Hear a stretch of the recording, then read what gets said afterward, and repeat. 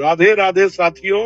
अगर मैं आपसे कहूं कि मकर संक्रांति के दिन सिर्फ कुछ सेकंड का एक ऐसा काम है जिसे अगर आपने चुपचाप कर लिया तो पूरे साल आपके जीवन में धन, अन्न और शांति की कमी नहीं होगी, तो क्या आप इस वीडियो को अंत तक देखेंगे?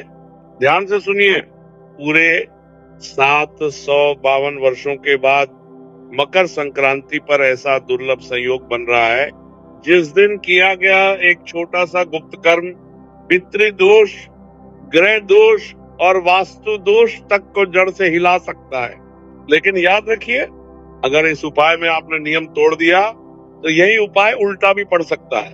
इसलिए एक भी शब्द मिस मत करना। दोस्तों, मकर संक्रांति कोई साधारण त्योहार नहीं है। यही वह दिन है जब सूर्य अपनी चाल बदलता है और प्रकृति एक नया हिसाब शुरू करती है। पुराने समय में लोग इस दिन बहुत कम बोलते थे, झगड़ा नहीं करते थे और किसी भूखे को अनदेखा नहीं करते थे, क्योंकि माना जाता था कि इस दिन किया गया हर कर्म सीधे भाग्य की किताब में लिखा जाता है। आज लोग इस दिन पतंग उड़ाते हैं, पकवान बनाते हैं, लेकिन असली रहस्य को भूल चुके हैं। मकर संक्रांति का असली अर्थ है रुकावट से निकलना, ठहराव तोड़ना और जीवन को आगे बढ़ाना। अब यहाँ एक बहुत गहरी बात समझिए। इस दिन प्रकृति शोर नहीं सुनती, दिखावा नहीं देखती।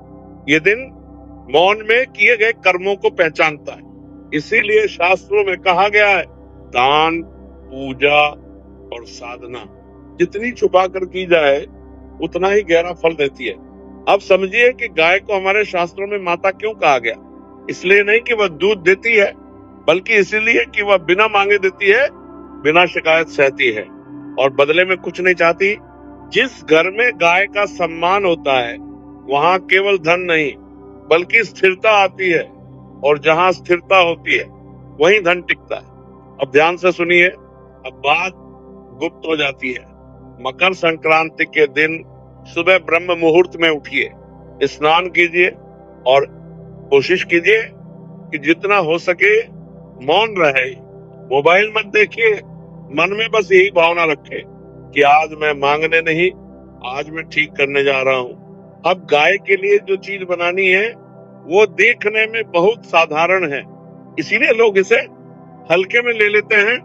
आपको लेना है थोड़े सफेद तिल, थोड़े काले तिल, गुड़ का चूर्ण, कुछ कच्चे चावल के दाने, थोड़ा सा सेंधा नमक, थोड़ा सा काला नमक और अंत में देसी घी की सिर्फ एक बूंद। इन सबको किसी थाली में नहीं, सीधे अपनी हथेली में रखिए और गाय को चुपचाप खिलाइए। ना कोई मंत्र बोलना है, ना कोई इच्छा मांगनी है, मन बिल्कुल खाली रखना है। अगर गाय ने आपकी हथेली को अपनी जीभ से स्पर्श कर लिया तो समझ लीजिए माता ने आपके कष्ट अपने भीतर ले लिए। अब ये बहुत जरूरी है। यह उपाय करने के बाद 3 नियम अपने आप आपके जीवन में लग जाते हैं। पहला, अन्न का अपमान कभी नहीं करना। दूसरा, खाना व्यर्थ नहीं फेंकना। तीसरा, हर महीने कम से कम एक बार किसी पशु या पक्षी के लिए चुपचाप भोजन रखना। दोस्तों, ये कोई चमत्कार नहीं है, ये संतुलन है। और जब संतुलन बनता है तो अन्न और धन खुद रास्ता ढूंढ लेते हैं। इस उपाय का असर रातों रात नहीं दिखेगा, लेकिन बहुत गहराई से दिखेगा। सबसे पहले पैसा टिकने लगेगा, बेकार के खर्च कम होंगे, घर का माहौल शांत होने लगेगा, निर्णय लेने की शक्ति बढ़ेगी और मन की बेचैनी धीरे धीरे खत्म होने लगेगी। पुराने लोग कम कमाते थे लेकिन कभी खाली नहीं रहते थे, क्योंकि वे जानते थे कब बोलना है, कब चुप रहना है और कब दान करना है। दोस्तों, अगर ये वीडियो आपके दिल को छू गई हो, अगर आपको लगा हो कि ये जानकारी सिर्फ वीडियो नहीं बल्कि एक मार्गदर्शन है, तो अभी लाइक बटन दबा दीजिए। कमेंट बॉक्स में दिल से लिखिए जय गौ माता और इस वीडियो को अपने परिवार, दोस्तों और उन लोगों के साथ शेयर जरूर करें जो मेहनत तो बहुत करते हैं लेकिन जीवन में स्थिरता नहीं आ पा रही।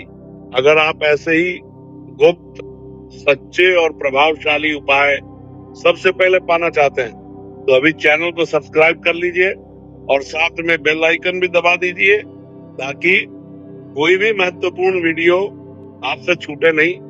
माँ लक्ष्मी आपके घर में धन, अन्न और शांति का स्थायी वास करें।